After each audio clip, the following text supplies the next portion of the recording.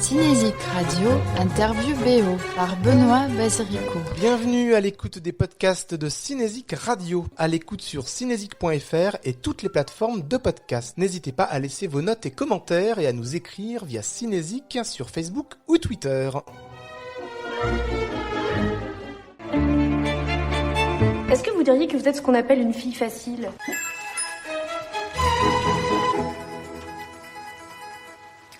Interview avec Stéphane Demoustier, réalisateur de La fille au bracelet, et nous entendrons également Carla Pallone par téléphone. Le film sort le 12 février. Stéphane Demoustier, bonjour. Bonjour. Ce film, donc, La fille au bracelet, avec Mélissa Gers, Roche Dizem, Chiara Mastroianni et Anaïs Demoustier. Lise, 18 ans, est accusée d'avoir assassiné sa meilleure amie. Elle assiste aux échanges du procès destiné à éclairer les faits, tout en rentrant chez elle avec son bracelet électronique au pied. Son silence étonne. Il y a une puissance du silence dans ce film. On parlera évidemment de la musique, mais il y a aussi surtout une puissance du silence dans ce film. C'est un film qui se passe beaucoup en cour d'assises, puisqu'on assiste au procès de cette jeune fille. Et moi, ce qui m'avait interpellé quand j'étais allé en assises, c'était que la parole est omniprésente. Elle se déploie, on laisse le temps à chacun pour s'exprimer.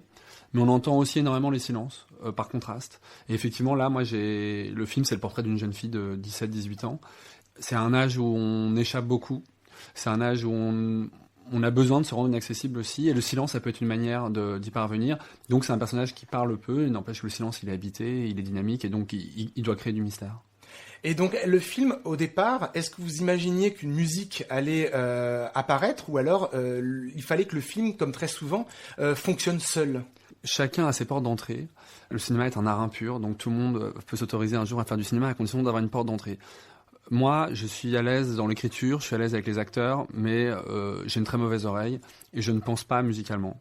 Donc quand je conçois le film, je l'imagine sans musique, ou en tout cas je n'imagine pas de musique. Je suis incapable de le faire à ce stade-là. En revanche, comme beaucoup de réalisateurs, je suis un artisan et je suis très pragmatique. Donc quand on s'est retrouvé au montage avec Daniel Mesragi qui est le monteur, il nous est apparu indispensable qu'il y ait de la musique. On a senti que ce film en avait besoin pour plein de raisons, parce que les scènes de procès étaient très tendues et qu'on avait l'impression qu'il nous fallait autre chose, parce que si les scènes de procès avaient une grande puissance et qu'on se disait qu'on avait besoin de contrepoints tout aussi forts et que la musique pouvait y participer, parce que les dialogues c'est beaucoup de rythme, et quand on sortait des dialogues du procès on avait besoin d'autres rythmes aussi, et la musique c'est des rythmes. Donc voilà, donc à un moment on s'est dit on a besoin de musique, et là on l'a fait de manière très empirique avec Carla Pallone. Musique de Carla Pallone, donc pour La fille au bracelet.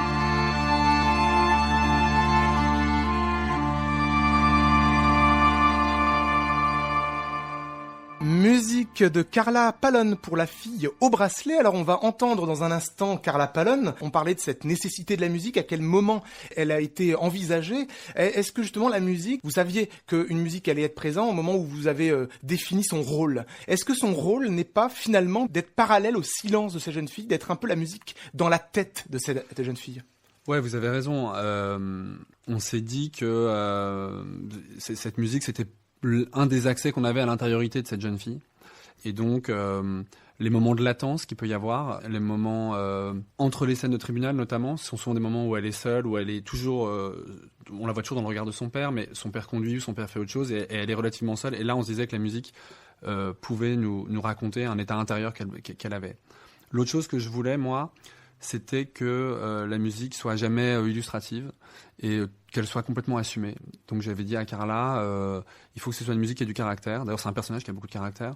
Mais parce que là, on théorise, mais en fait, c'est une histoire de perception. Ça nous a aidé de se dire que c'était un accès à l'intériorité du personnage. Mais quand on voit le film, bon, j'en sais rien, on ressent quelque chose. Et en tout cas, j'avais l'impression qu'il fallait que... Enfin, je ne voulais surtout pas d'une musique illustrative ou à peine perceptible. Je voulais qu'elle soit franc du collier et qu'elle... non pas qu'elle illustre une atmosphère, mais qu'elle apporte, qu'elle crée une atmosphère. Donc j'avais demandé à Carla d'y aller. Et après, si je me suis tourné vers Carla, vous voulez que je vous dise pourquoi ou c'est pas le moment? Oui, allez. Ouais. Non, je me suis tourné vers Carla parce que c'est un film qui répond quand même à des codes assez classiques. C'est-à-dire que on est dans le film de procès. Après, c'est pas un film de procès comme les autres, je pense, mais quand même, on est dans le film de procès. Et moi, j'aime ça, les films de procès. Et en même temps, je voulais que ce soit un film qui interroge le monde dans lequel on vit, qui soit vraiment baigné dans un univers contemporain. On est dans un tribunal très moderne, d'ailleurs. Et puis, c'est le portrait d'une jeune fille de 18 ans, telle qu'on en voit aujourd'hui. En tout cas, moi, c'est ça qui m'intéressait, c'était d'aller questionner qui sont ces jeunes femmes et qui est cette génération. Donc, je voulais aussi une musique contemporaine. Et Carla, elle avait cette double casquette, c'est-à-dire que c'est une musicienne classique, elle est violoniste, enfin, elle en parlera mieux que moi, mais c'est aussi une créatrice de musique contemporaine. Et voilà, et je me disais qu'avec elle, c'était une bonne base de départ. Et après, il s'agissait de manière... très progressive et très empirique, de voir si on arrivait à se parler, si elle arrivait à peu près à comprendre ce que j'allais lui dire. Moi, je suis pas capable de parler de musique, mais je suis capable de dire j'aime ou j'aime pas. Et puis j'essayais d'argumenter, et puis elle essayait d'interpréter musicalement, et puis on a avancé comme ça.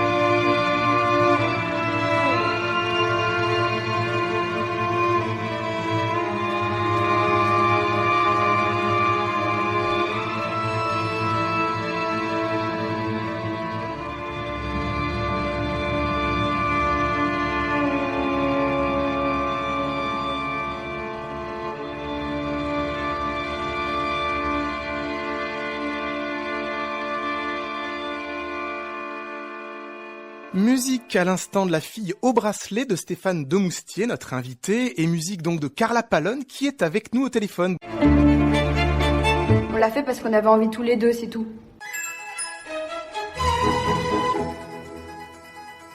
Bonjour Carla.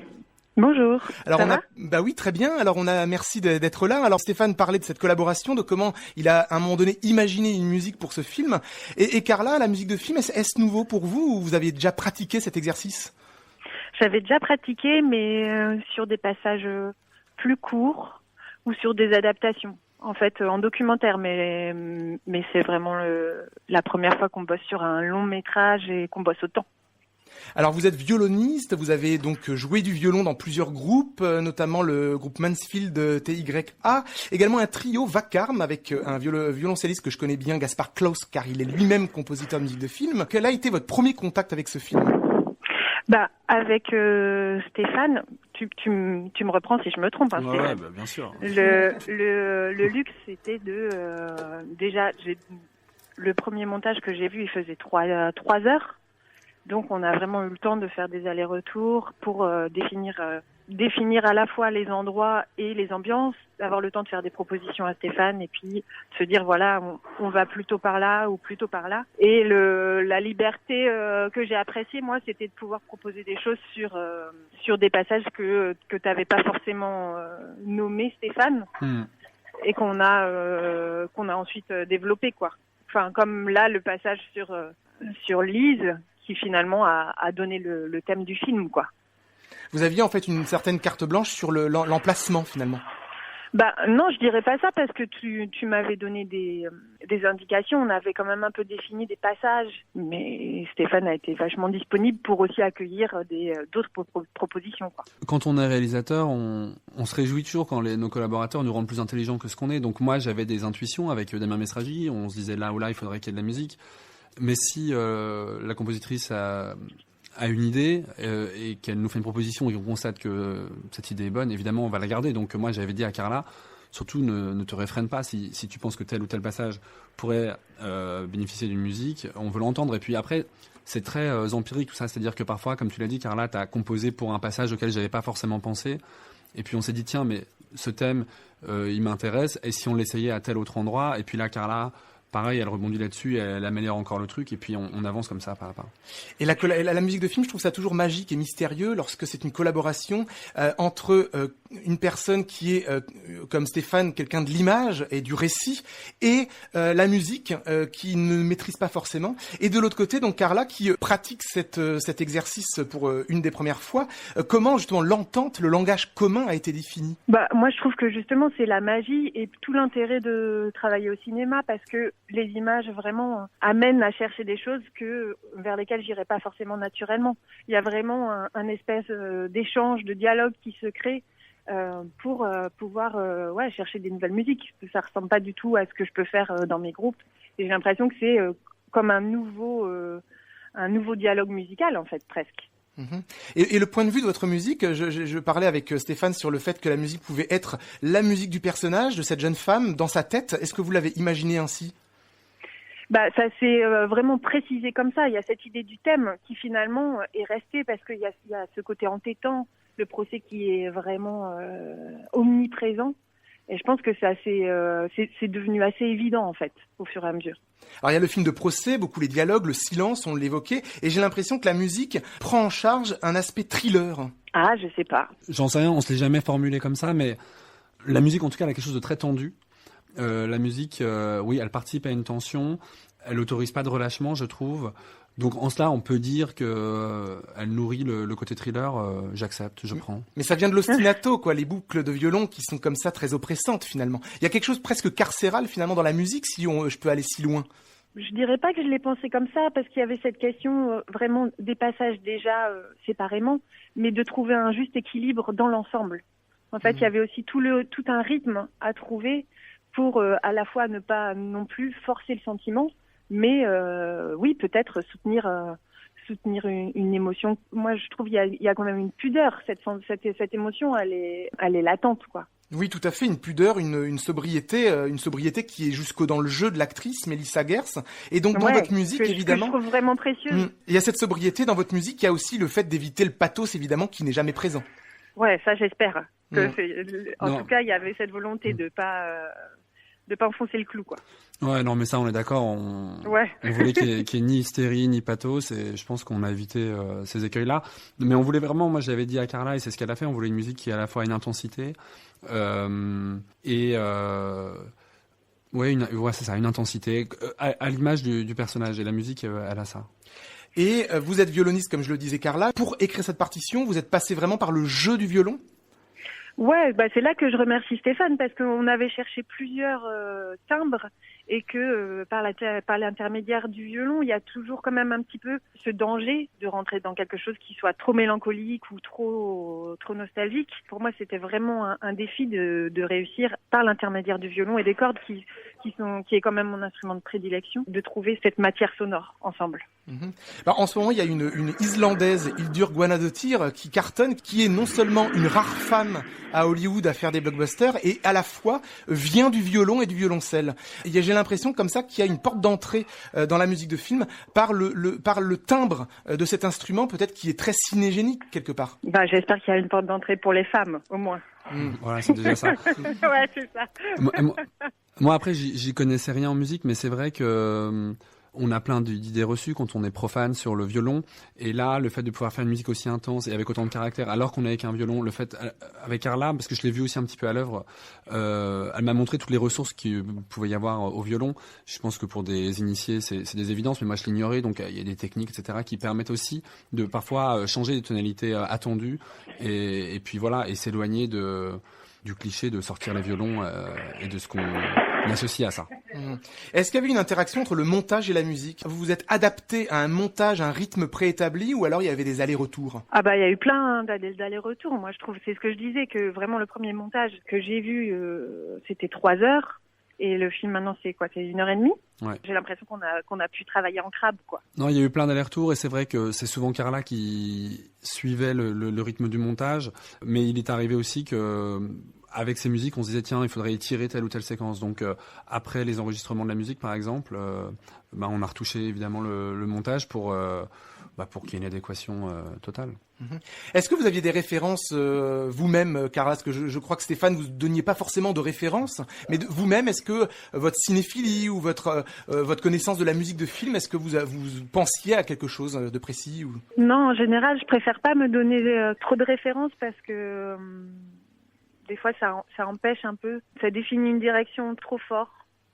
Donc après, justement, j'écoute beaucoup Hildur Guðnadóttir, mais plus ses albums ou ses compositions pour violoncelle solo, quoi. C'est pas du tout Hollywood. Mais c'est ça qui est intéressant, c'est que la musique de film, même dans son caractère le plus épuré et le plus savant, peut se confronter à un imaginaire populaire. C'est ça la magie de la musique, c'est que votre musique, évidemment là, est sur un film qui est dans une sobriété et quelque chose d'assez ténu, mais en même temps, dans le film de procès, il y a tout un imaginaire cinématographique et votre musique peut accompagner cela. Super. Ouais. Alors. Non, on avait essayé d'ailleurs, puisque là vous évoquez le fait qu'on est dans le film de procès. Évidemment, on s'est posé la question de est-ce que oui ou non on met de la musique sur les scènes de procès. Et à un moment donné, sans rien dévoiler du film, il y a une sorte de point culminant avec le témoignage de la mère de l'accusé qui vient à la barre. On avait l'intuition on a quand même voulu essayer. C'est-à-dire qu'on avait l'intuition qu'il fallait pas qu'il y ait de musique au tribunal parce que l'expérience qui est proposée aux spectateurs, c'est de vivre, d'assister à ce procès comme on y assisterait si on assistait au procès de sa fille, par exemple, ou si on était juré et qu'on assistait à un procès. Donc, on voulait pas que la musique influence en rien le spectateur. Mais on a quand même essayé avec Carla. Donc, on a testé des choses qu'on n'a pas gardées, mais comme je l'ai dit tout à l'heure, qui ont enrichi ce qui est à côté et qui ont parfois alimenté par ricochet ce qui est par ailleurs. Oui, c'est vrai. Et puis, t'as raison de soulever ce moment-là parce que s'il y a des références, c'est peut-être dans ces situations-là qu'elles se sont vraiment révélées parce que sur cette scène en particulier, j'avais vraiment essayé de composer quelque chose dans l'idée d'un récitatif. Donc, plus des références de forme musicale.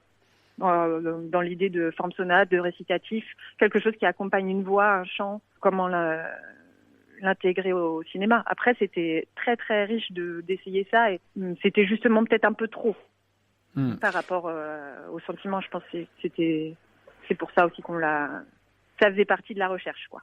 Et Carla, après ce projet La fille au bracelet, où justement votre rapport est très important et je trouve que ça fonctionne, ça contribue à la grande réussite de ce film, à cette émotion et en même temps à cette honneur, à tenue.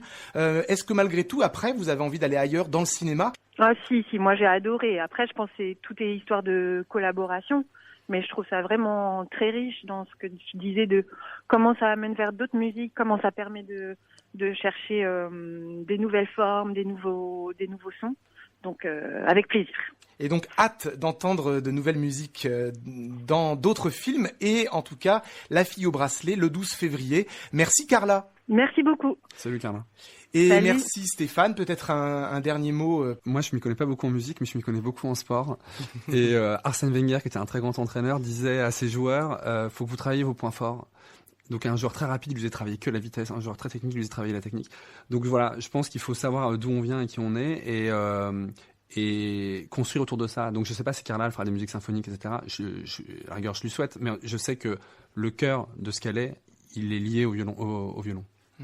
Très bien. Eh bien, rendez-vous dans les salles 12 février, La fille au bracelet, entendre le violon de Carla Pallone et cette dramaturgie forte mise en scène par Stéphane Demoustier. Merci. Au revoir. Au revoir. Et dernière musique de Carla pour se quitter.